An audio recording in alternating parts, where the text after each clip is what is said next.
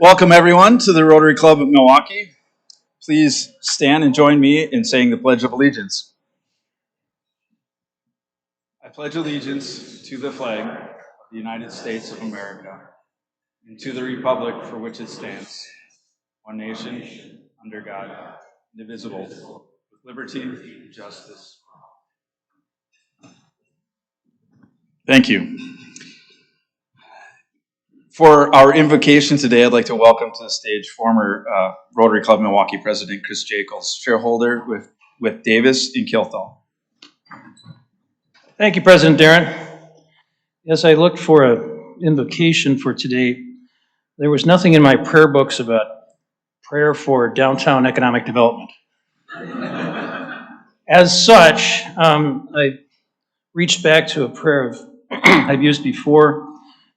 It's from a Christian Brothers monk in Chelmsford, England, named Brother Nicholas Hutchinson, and it's about community.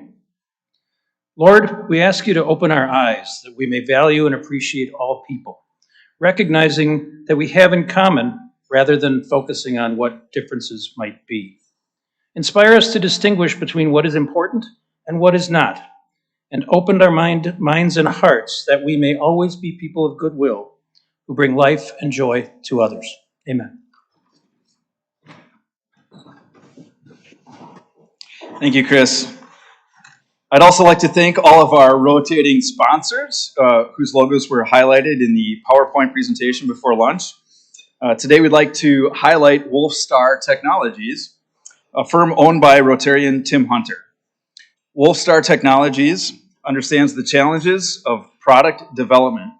They know the structural and dynamic issues that plague every product development team. Wolfstar Technologies is a unique, first-to-market solutions that meet the fundamental needs of engineers and analysts working with finite element analysis tools. Thank you to Wolfstar and to Tim for your support. Again, I'd like to welcome our virtual audience. It means a lot to have you here with us today, and we will continue to make sure that you have a fantastic experience if you're watching from home. We also have some guests in the room, so I'd like you to stand when I call your name so that we can welcome you. We have with us today Joseph Akpan. Welcome. Mark Gibson, Bob Gibson, Sam Leichling, Patrick Reardon, Reggie Reed, James Phelps, Samantha Maltonato. Thank you all for being with us today.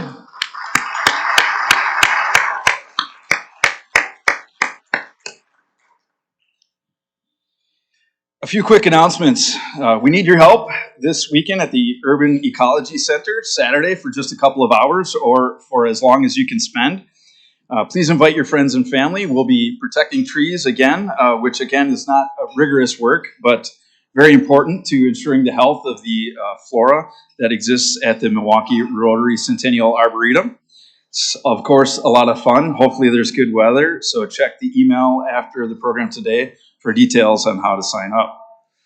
I'd also like to thank the 61 plus Rotarians who contributed over $12,000 to our Stop Polio Now campaign. Let's take some time for applause for that.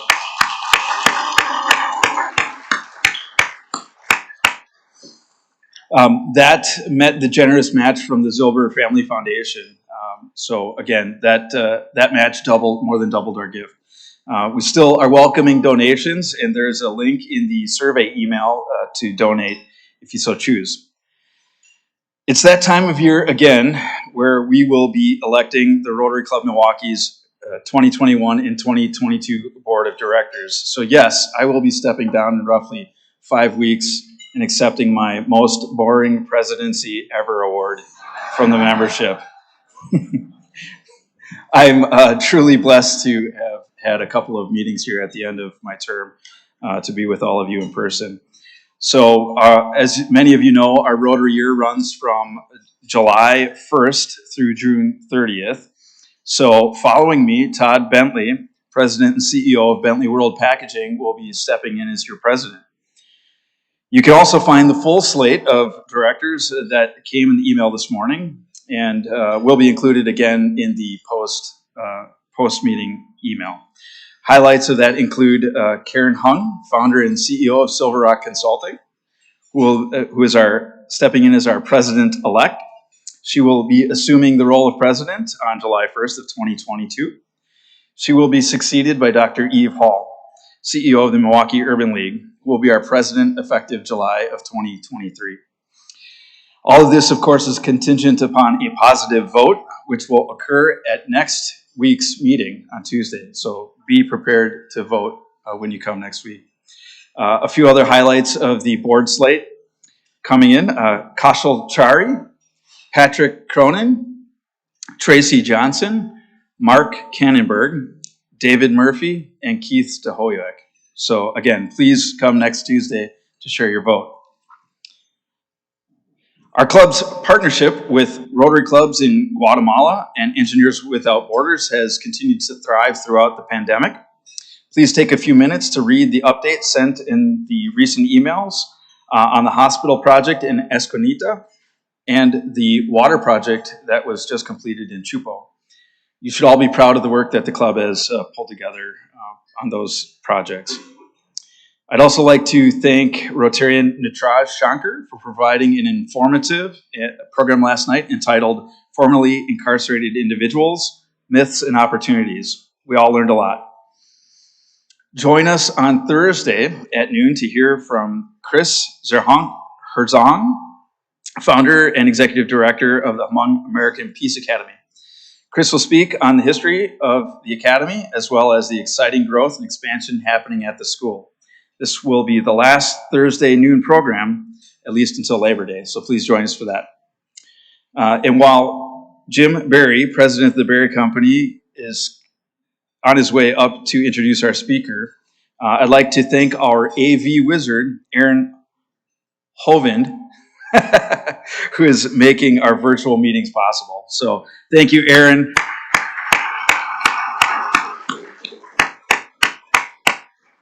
Appreciate your help here.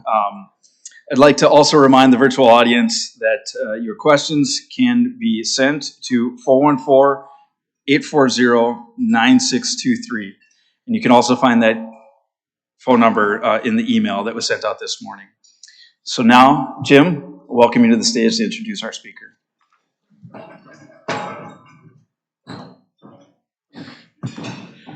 Thank you, President Darren. It is good that we are here in person again for our third meeting.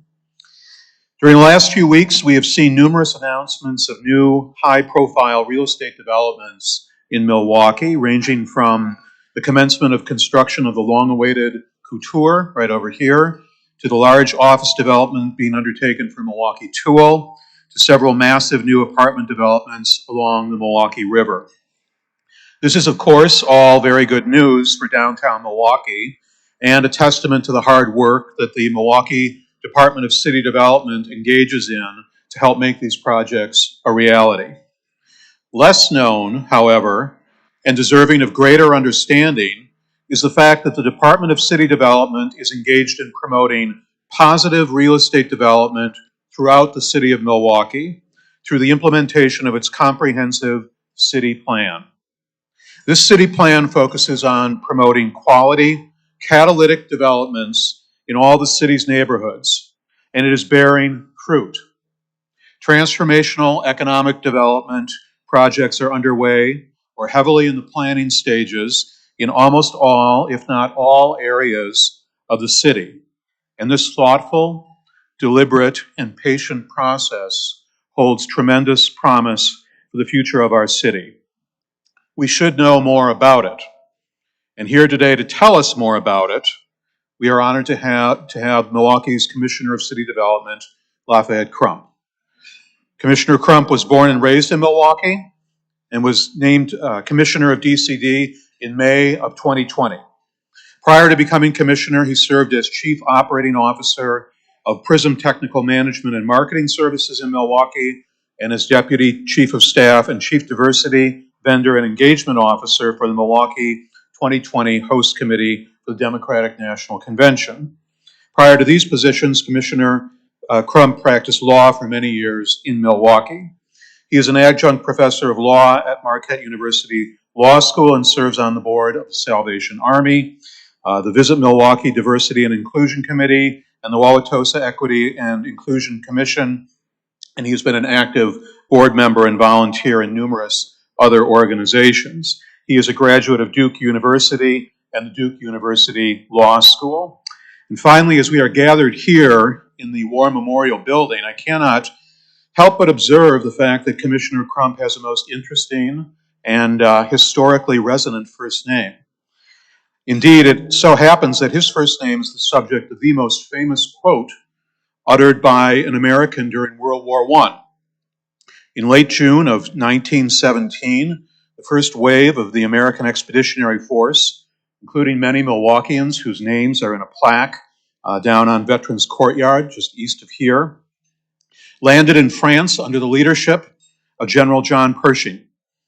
A few days later, July 4th, General Pershing made his first public appearance in France by visiting the tomb of one of the most famous leaders of both the American and French revolutions. And there, he and his staff proclaimed a few brief, immortal words intended to rally their French allies, which I, in turn, will use to offer a warm rotary welcome to our speaker. Lafayette, here we are.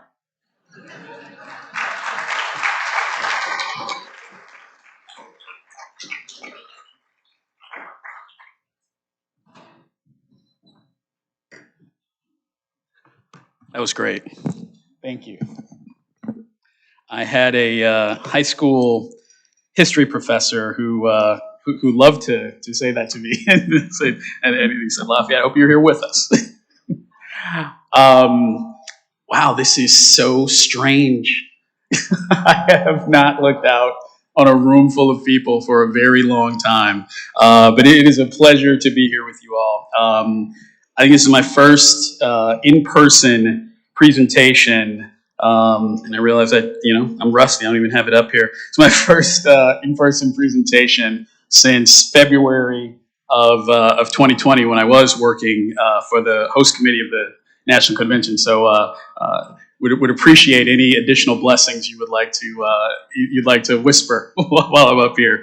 Again, my first live speech since February 2020, and I just hope that unlike the topic of that last presentation, how we were going to thrive in the summer of 2020, I hope that the things we discuss today will ultimately exceed our expectations rather than the other way around. So again, really good to be here with you all, and looking forward to the light at the end of the tunnel, where more and more events like this will be happening in person, and we can support one another, we can support our businesses, we can support our community.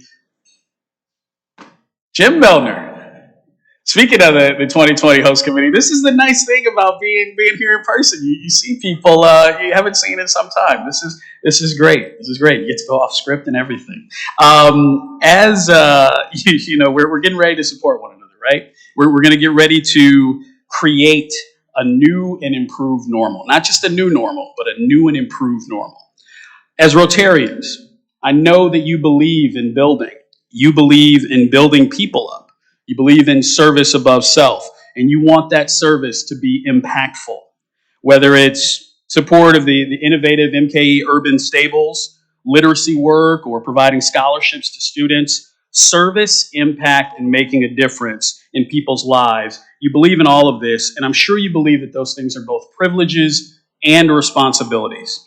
As a native Milwaukeean, it's my privilege to be serving the city and engaged in the pursuit of moving the needle, and my responsibility to make it more inviting, to make this a city that's more inviting to businesses, more comfortable for residents, and importantly, more equitable for everyone.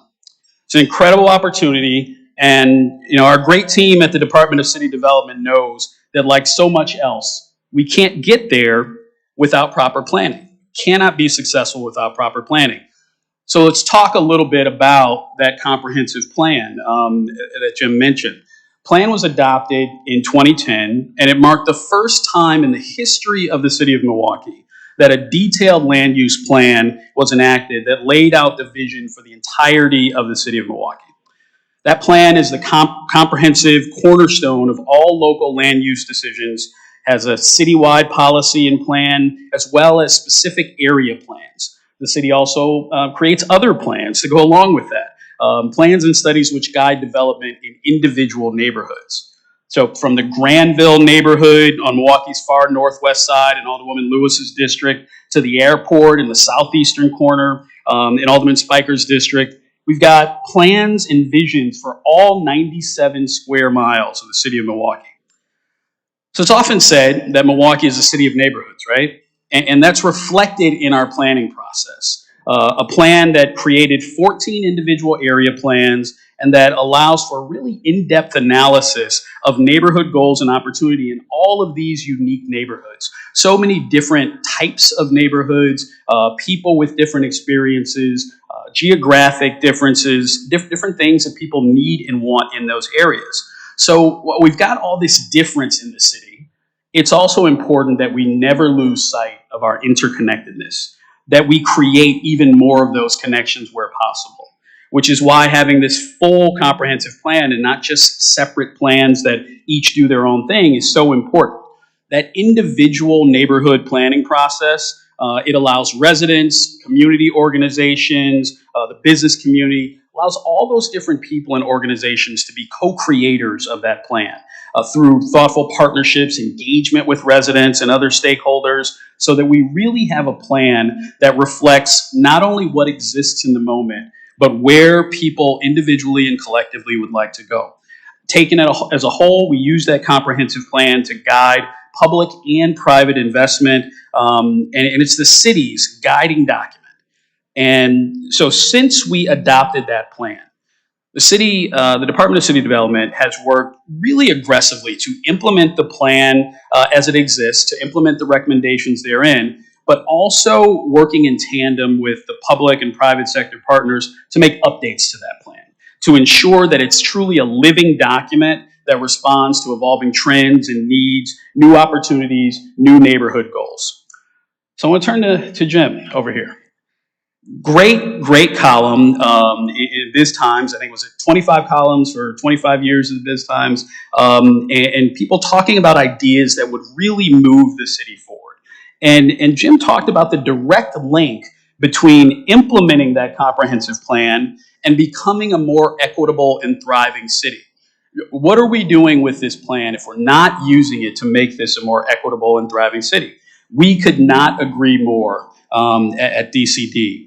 And as I mentioned DCD here, it's a good moment to express appreciation for my predecessor, Rocky Marcoux, for his deputy, Commissioner Martha Brown. I don't know if Martha did, I saw her on the list. I don't know if Martha ended up here today, but Martha, who was great, my deputy, Vanessa Koster, and DCD Planning Manager, Sam Leichling, who's with us today, all of whom have been at the forefront of leading DCD's work in this area for some time. So thank them for years of service. Thank you, Sam, for your continued commitment to advancing equity and for your thorough assistance in helping me prepare for today. So if you like what you hear, it's all Sam, and if you don't, blame me. So during recent years, we've had success in implementing many of the highest priority areas and segments of the plan and some of the catalytic projects that really germinated within that comprehensive plan. There are other major projects in progress.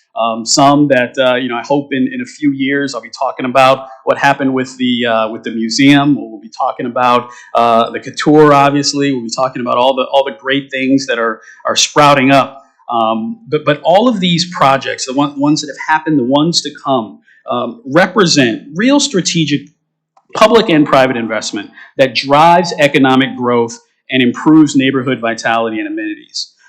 So again, thank you, Jim, for writing that column, for kind of focusing us on what it means to plan and what that can do for our community. And thank you, Rotary, for this invitation to talk about not only the successes we've had with the comprehensive plan, but what's coming next. So I want to talk to you about kind of the recent successes we've had with that plan and how the plan has led to those things happening. So on the northwest side, the recent opening of the new Good Hope Library. It's a mixed-use building, 65 affordable housing units, developed by Royal Capital, brings added activity to that area around 76th and Good Hope. The transformation of our libraries into 21st century spaces is really significant for each of the communities served by them. And we're excited to see more of that happening. I'll talk about a little bit of that later. But we know, as the world changes, so do the spaces, where we live, work, and where we go to do things. Not as many people are just going to a library to look up a book now. So we have to figure out, how do you make those spaces really work for the community and work for our city as a whole? So further north from the Good Hope Library development, you've got the Granville Business Improvement District, which is in the process of developing the Granville Connection. That's a retail hub and food hall that's going to be an amenity for area residents and employees. If you think a little bit like Sherman Phoenix, Sherman Phoenix North almost, but certainly they will want to carve out their own identity. But the city is supporting that grant request for that project from WEDC to help make that possible. That Granville Connection, it sits across Brown Deer Road from the former Northridge Mall. Talk about something that for years many have wondered, what is going to happen next there? Well, the city is working aggressively through the courts to try to address some of the existing blight that exists there. You will eventually see that area demolished, remediated. The comprehensive plan envisions that site brought back to life as another mixed-use project, but a real mixed-use district, not just a building, but a district that blends modern manufacturing with neighborhood-serving retail and brings renewed energy back to that part of the northwest side. Energy, vitality is so important. We cannot have these stagnant areas. We can't have people in some parts of the city feeling that that it's not just for them to have action in their area, that they have to go somewhere else in the city. We want all parts of this city to feel vital, necessary, and cared about. Another area that the city has had some success in dealing with some of that blight is Century City at the former A.O. Smith factory down in Alderman Rainey's district in the 30th Street corridor. Even though there's been some success there, there's still an immediate opportunity to bring even more job growth back to Milwaukee Century City. How does the comprehensive plan play into that? That plan called for the development of that site as an industrial park that would recreate the family supporting jobs that once exist there at that location. So, and that is exactly what the city set out to do. There have been, numerous renovations. The first new building was put in place at Century City. It's home to Good City Brewing, as well as 4 or 5 additional other businesses. So between the multiple private sector businesses, as well as the City of Milwaukee Department of Public Works facility, you've got more than 500 people on that site at Century City with jobs of all varying skill sets, skill levels, and backgrounds. And we continue to get inquiries about Century City from businesses and partners about locating there, and we are very bullish on the future of Century City. So to complement the economic development that's occurring there at Century City, we recently worked with the 30th Street Corridor Corp and the Northwest Side CDC to develop the Connecting the Corridor Strategic Action Plan. That plan identifies over 40 projects that'll bring new investments into improved public spaces. You're talking safer streets, new recreational opportunities, environmental sustainability, all of this in those 30th Street Corridor neighborhoods. These projects are designed to center public health and equity, public health and equity. We've talked about a number of different entities in our area and across the country who have declared racism a public health crisis. Well, if you do not get public health right, you will not get equity right. So some of the work that we're doing there, some of the work that we've been involved in includes a new city park that's designed by the neighbors at 29th and Melvina. So important to us to get the community, to get people involved in the changes around them, get them creating their own spaces. So again, 29th and Melvina, just south of Capitol. Got safety improvements along North 27th Street and 35th Street. Construction of stormwater basins, recreational trails connecting the area to the full trail network. We are truly connecting the corridor there. If we move a bit south of that, on the west side, straddling Alderman Stamper and Alderman Murphy's districts, we've got efforts there that are led by the Uptown Crossing Business Improvement District that have resulted in a revitalized West North Avenue.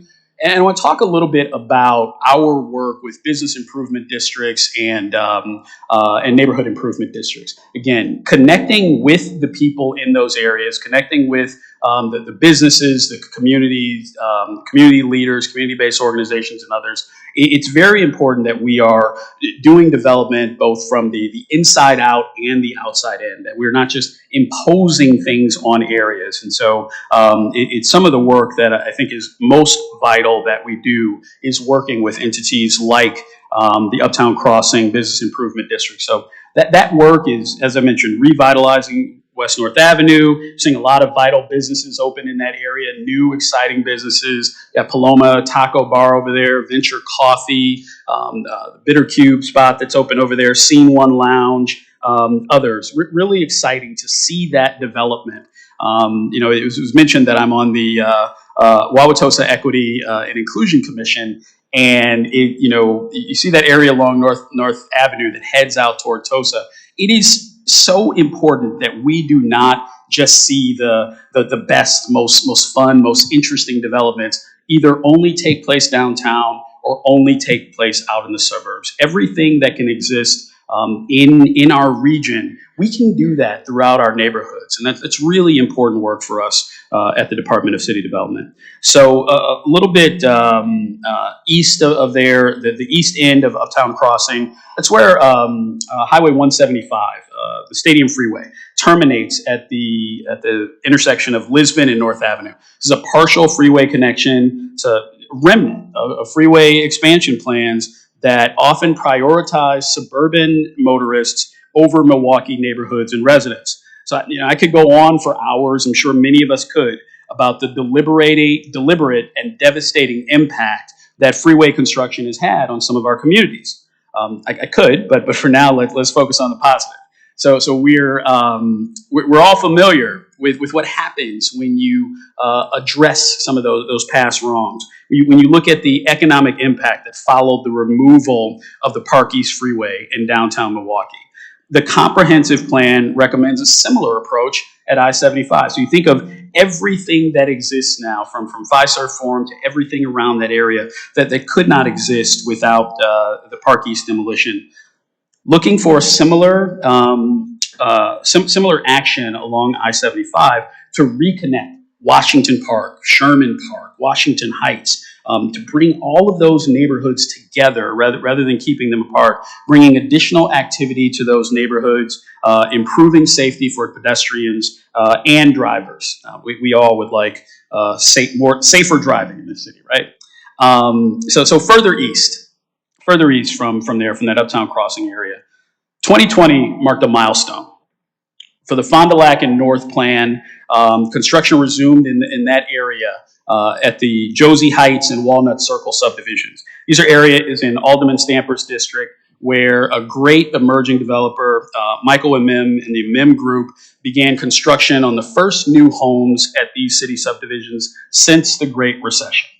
MM Group is, as I mentioned, led by Michael and Mim, who is a graduate of the outstanding 2015 class of the Associates in Commercial Real Estate program, and I can say that because that's also the year I completed the ACRE program, along with my DCD colleague Nathaniel Martinez, Rail Capital's Development Director Terrell Walter, and the Martin Luther King Economic Development Corps Exec Director Nicole Robbins, and many other folks who are making an impact in the city.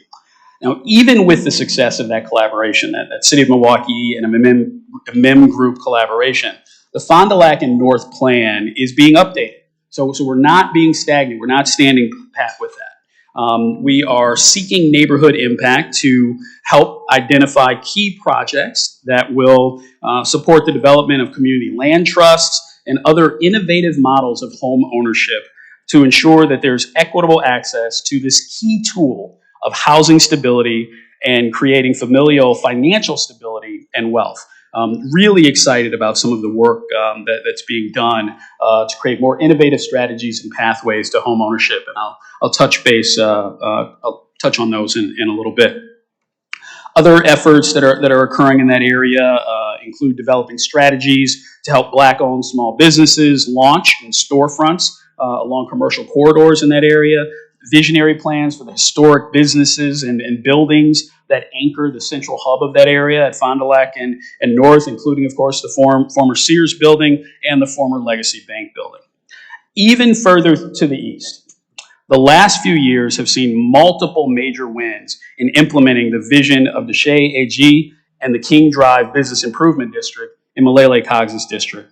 And they have a goal of making Milwaukee's Dr. Martin Luther King Drive the best King Drive in the nation. And I think we're going to get there, if only because James Phelps is there. But beyond that, we got to do more, right? We can't just rely on James to make it the best.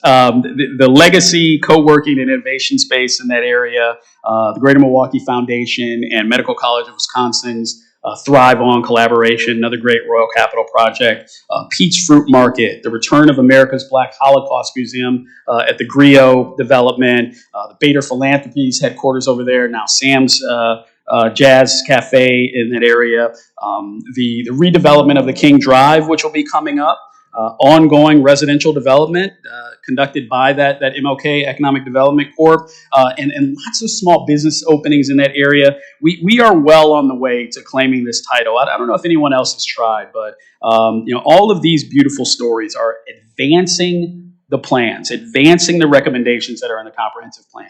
All of that activity that's there, you can look at the comprehensive plan and you can envision things like that. We just have to find a way to implement the vision that exists in that plan. And, really excited to see so many people trying to find ways to make everything that we see on paper, to make those things a reality. Other things happening along King Drive. We've got the recently completed equitable growth through transit-oriented development plan, which calls for extending the streetcar north into Bronzeville, north out of downtown into the heart of the Bronzeville Cultural and Entertainment District. It's going to establish a direct connection between downtown and Bronzeville. My daughter goes to First Stage from time to time into the arts, and I just remember the other day picking her up from the Milwaukee Youth Arts Center over there on King and Walnut, and just you turn around and there's downtown right there. You're in the heart of Bronzeville, which to some folks it may feel like an entirely different world, and it's right there, connected to downtown by line of sight. And we need to find ways to connect more than just by line of sight, by action, by connecting, by activating spaces, by making people feel welcome and comfortable. So DCD, to help some of that process, we'll be marketing key development sites within Bronzeville in the coming months. And we really want to help bring about Alderwoman Cogg's vision, the vision of others in the area, including James and the MLK bid board, to really make that a thriving hub for creative, cultural, and entertainment-related businesses. Ken Little on our team, Ken Little on our commercial corridors team, they're going to be instrumental in supporting the growth and retention of diverse businesses in that area, as they do citywide. And just as we envision expanding the streetcar into the Bronzeville area, we also envision it heading south into Walker's Point and beyond, connecting heavily Latinx areas to downtown as well, connecting our city. Further south in that area, we've got Menominee Valley, which spans Alderman Perez and Alderwoman Zamaripa's districts. It's been a nationally recognized success. It's a model for things we can do in other parts of the city. We've had a complete build out of the Menominee Valley Industrial Center and the completion of Three Bridges Park. DCD and the Menominee Valley partners set out in 2015 to develop the vision for the next phase of development there, for Menominee Valley 2.0, which is another plan that was implemented and has already had some early successes, which has included accelerating the St. Paul showroom and design district along St. Paul. It's also generated a vision for the redevelopment of a number of sites at the east end of the valley, which are going to bring in even more jobs and more public investment to former brownfield sites, making the highest and best use of sites in our city, looking at what they are now, but also looking at what they can be. On the near-south side, we've got ongoing construction of Wright Heights corporate headquarters, research and development center there that's going to bring 300 new jobs to the Reed Street Yards Business Park, just next to the Global Water Center on Freshwater Way. Completing that build-out of that catalytic project was called for in the comprehensive plan. You can always bring it back to planning. How do these things happen? We start with the plan.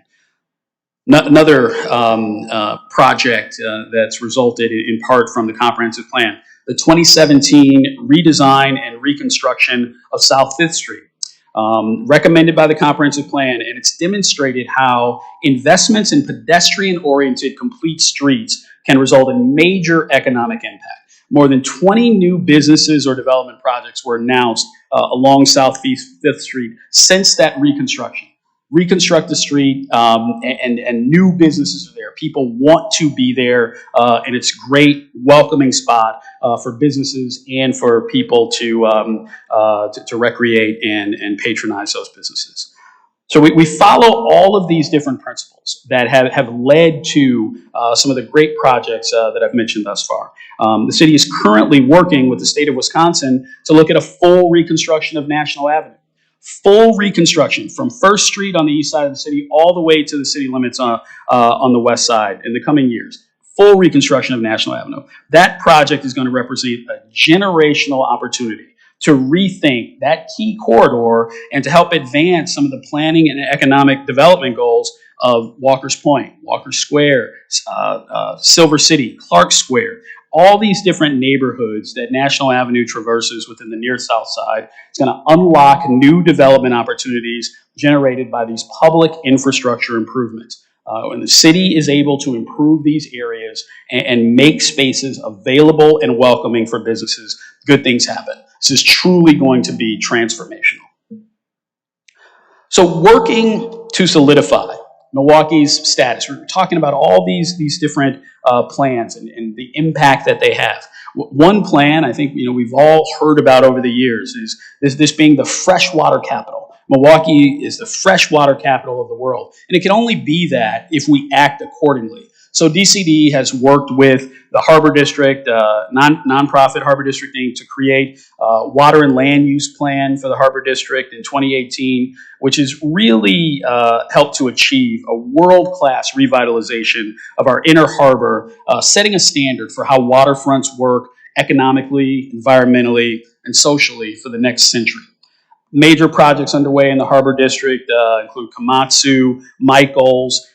1,300 jobs are going to be brought to that area because of these developments.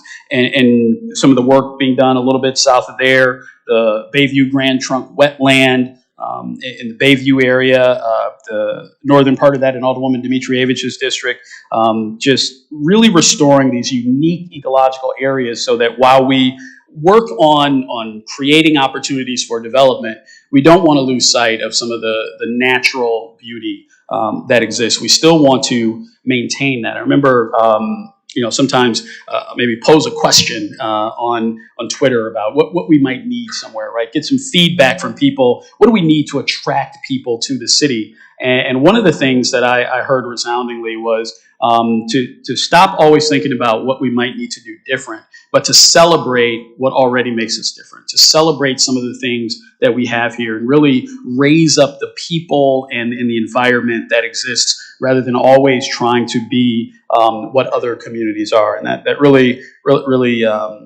stuck with me. So along that area, let's talk about our Riverwalk a little bit. The Menominee Valley, the planning processes at Menominee Valley and in the Harbor District have identified a priority of really trying to continue our access, public access to Milwaukee's rivers. Alyssa Remington on our staff has been a real leader in this work. I'm looking at the time. When do I stop? About 5 minutes? Okay. I figured if I didn't have slides, I'd wrap up quicker than Rocky did back in the day. But I see that's not happening. So I will try to wrap up in about 5 minutes here. And with that in mind, why don't I move to talk a little bit about what we're doing in terms of seeking public input. There are a number of efforts underway to make sure, again, that we're doing this from the inside out and the outside in. We want public feedback on what we're doing. Equitable input is so important to us at DCD. It's why we've been leaders in the implementation of the Government Alliance on Race and Equity racial toolkit. We're implementing those and trying to figure out ways to reduce barriers to participation in our neighborhood planning process. We really want everyone in this city to feel that they can play a vital role in determining what their neighborhood looks like and the vision of this city as a whole. And so please, when you see opportunities to give input, would love it if you would do that.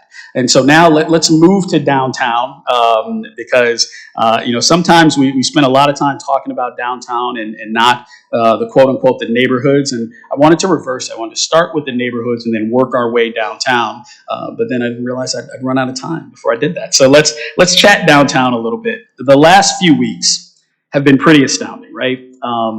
If you've been watching, it's just been so many tremendous achievements in the implementation of the downtown plan. We see all of that activity. We see all of that action. We don't think about the planning that led to it.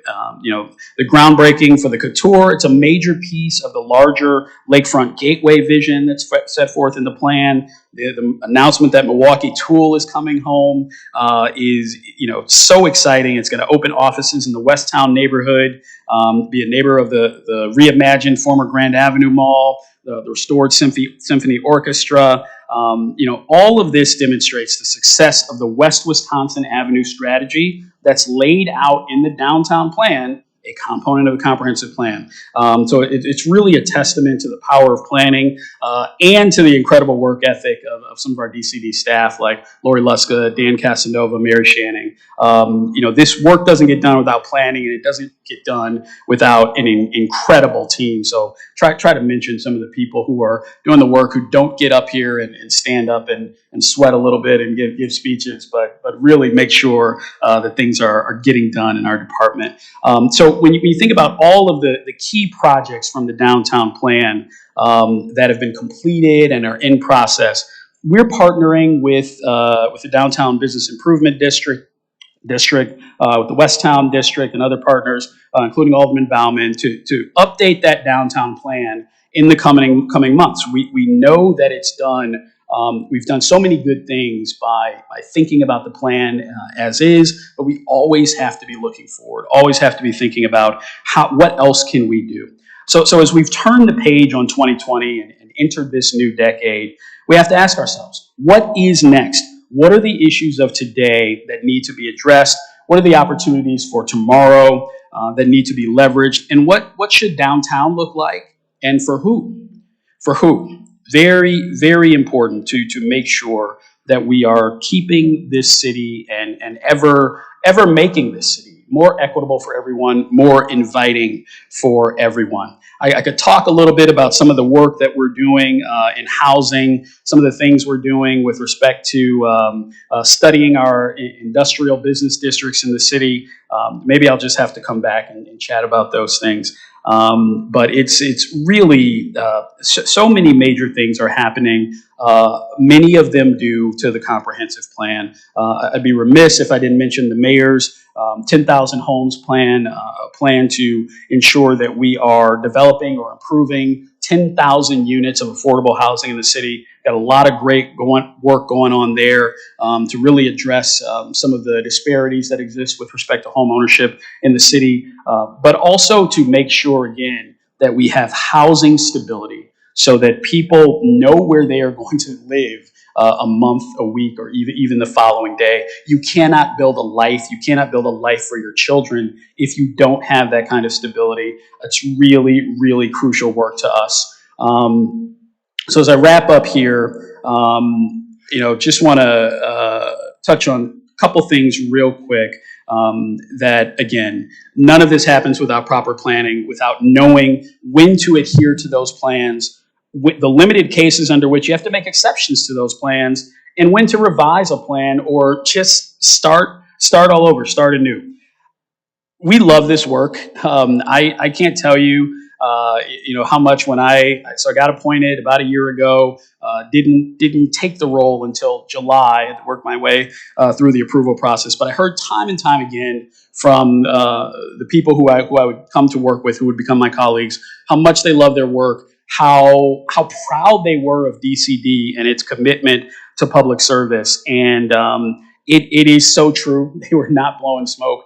I've got an incredible team. We do love the work. We are inspired by the people of our city, the residents, the entrepreneurs, the leaders, the workers who put their blood, sweat, and tears into making visions a reality and who demand the best of their communities.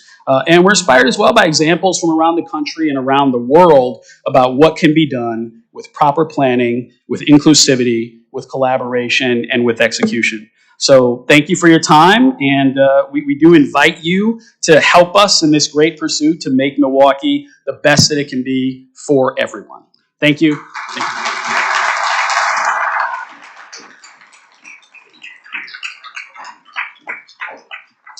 Thank you. A question right here. Commissioner, thank you for being here today. A week or so ago, I was looking for property for my down in the Washington Point area, driving west on Axel Avenue. I turned south on 6th Street. I haven't been on in years. I was amazed at how alive and vital it is. People on the street, virtually every building occupied, cross streets of Greenfield Avenue, Mitchell Street, Axel Avenue, also equally alive and vibrant. And when you think about the population down there, perhaps 20 to 30% are undocumented, perhaps 30 to 40% somewhere in there don't speak English. What has accounted for the aliveness and the redevelopment that's occurred? Well, thank you for that question. I think going back to planning, right? This did not happen by accident. There was a concerted effort to continue to make areas of our city as vital and as welcoming as they could be. And you've had entrepreneurs with some pretty cool ideas. And so I think when you see a kind of a melding of that, when you see multiple people taking a chance on an area and being willing to step out there and try some things, and not all of them will work, right? I mean, that's business and that's risk. Some things are not going to work, but what we try to do is put things in place that make it palatable to take those risks. We've got some tools to ameliorate risk, and we have those tools on a large scale, right? The TIF program, we can eliminate some of the risk or help create projects that otherwise wouldn't happen because people do not see the financial viability of it. And we've got smaller tools from our facade grant, some of our work with partners like MEDC and others to help these people who have ideas to help put them in place. And we want to see that happen all throughout the city. We want to see that happen on King Drive, Northwest, everywhere. Yes. Yes, Commissioner, thank you. You referenced some of the tools that you use, including TIF. What about, or how does the calculus of the federal opportunity zones fit into planning and development?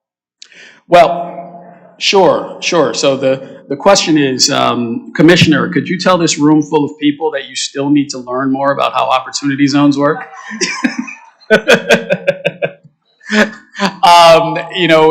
Opportunity zones have come up a couple of times where we've got some opportunity zone that overlay certain areas. And I personally, and from what I've seen from some of conversations with some of my team, is that there is a possibility that those can be helpful, but it's a very targeted cases where that ends up being what is necessary or what's going to put a project over the top. But I'll table that question, and maybe we'll have a chat about it offline. Yes, back here. Thank you for talking today. The north side and your north side has often been described as a food desert.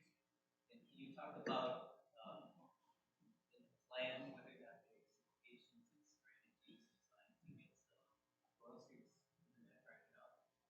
Thank you. So the question was, we hear the term food desert about certain areas within the north side. And I mentioned, putting out a question on Twitter once, something I posted recently that I heard in a talk the Wall Street Journal was giving. They had the Future of Everything Festival, and there was an individual talking about food security and things of that nature. And the term that I heard that really stuck with me was food apartheid rather than food desert. We think of deserts as things that naturally occur. And we have to think about, is it natural that it's difficult to find healthy food items in certain parts of the city, or do some of those things occur by design, whether that be with malice aforethought or with a complete lack of negligence and a level of disinterest. And so I think it is vitally important to us, again, racism being a public health crisis, that we do something about that we make it possible that you do not have to travel miles to find healthy food items. And so one of the things that we have that's occurring is our Fresh Food Access Fund, which provides educational opportunities and helps to get projects up and running that are going to provide healthy food in parts of the city where it's less possible to find it, particularly if you are not driving. So if you're a kid or you're a family that just doesn't happen to have a car, that you can truly get healthy food. So in other parts of the city, throughout the city, looking at those kind of options or lack thereof is absolutely a part of the plan to make sure, from when we look at a public safety and health standpoint, looking at complete streets, looking at food options, looking at places to safely recreate are all parts of the comprehensive plan. Yes. Okay.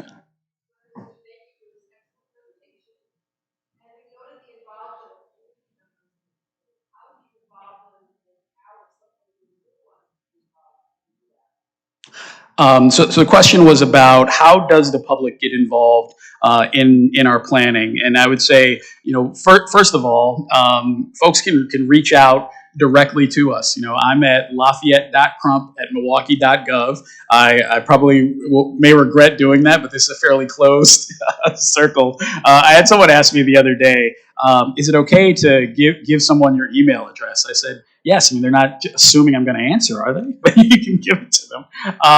But in addition to that, we have specific plans, specific projects that directly request that feedback. You can find those on our website.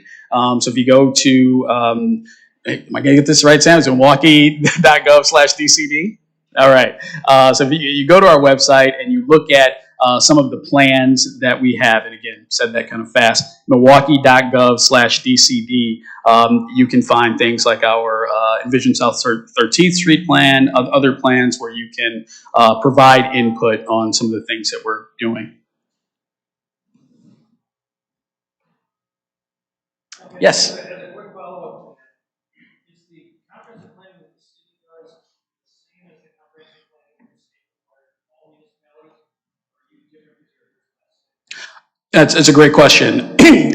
Question was, is the comprehensive plan that we do, is that part of what is required by the state? And yes, our comprehensive plan is mandated by the state, but the way that we go about doing it is not. We're able to take some liberties and do it in this way that we think is, best suited to really get everyone's input.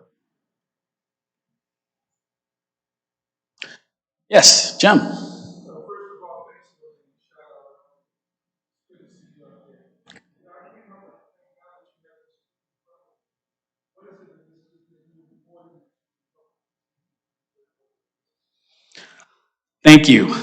Great question. The great Jim Milner would like to know, what can the group of people who are here today and the people who are watching, what can you do to help us get our work done? And I would say it's believe in Milwaukee and believe in every part of Milwaukee. When you believe in every part of Milwaukee, that means believing, the children that grow up on the north side, children that grow up on the south side of Milwaukee have a right to all of the access that people have in other parts of the city and in other parts of the region, and then act accordingly.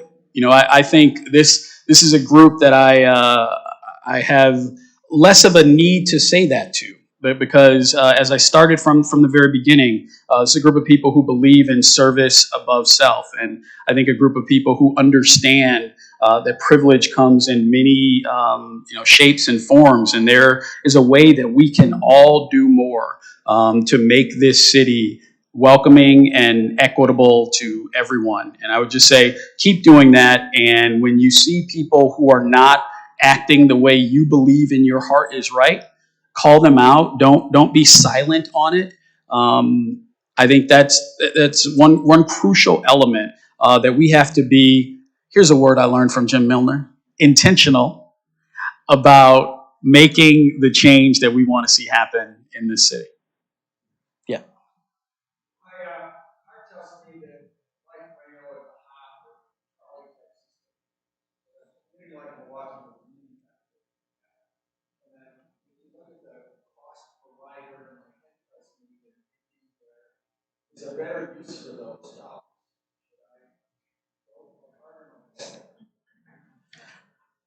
So your head tells you there's a better use of the dollars, but your heart says we need it. Well, I just say have a heart. All right. Is that time? Hey, is that time or do? It's a good place to stop, right? Thank you all.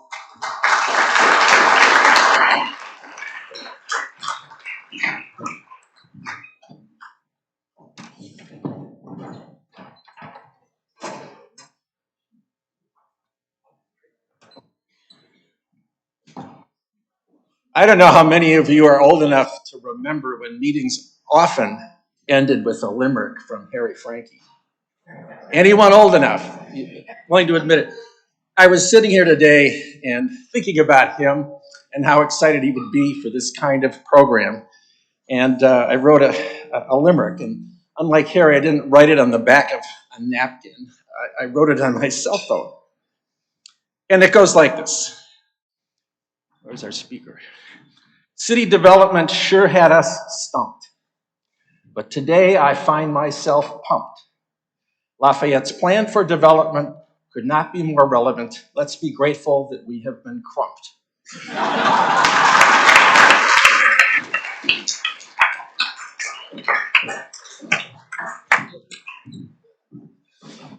I think we could end almost every program with a limerick. You might have yourself a job. It's great. Commissioner Crump, again, thank you for being with us today. Have huge appreciation and affinity for your work, and the work at DCD and your staff is great. Thanks for bringing Sam along as well. In honor of leaders like yourselves who speak to our club members, we'll be making a donation in your name to the YWCA of Southeast Wisconsin, whose mission is eliminating racism, empowering women, promoting peace, justice, freedom, and dignity for all. A few quick announcements before we adjourn. Looking ahead to next week, join us in person for a live stream with Richie Burke, who will be interviewing Catherine Gale, co-founder of Democracy Now! A few other quick reminders. We need your help again this Saturday at the Arboretum to protect trees from 10 a.m. to noon. Love to have you join us at the cocktail reception after the golf outing on June 7th. That is always a blast. So be looking for that. And take 30 minutes on Thursday, if you can, to learn about the Hmong Peace Academy, one of Milwaukee's most successful charter schools. So again, let's go out into this world and do some good. Our meeting is adjourned.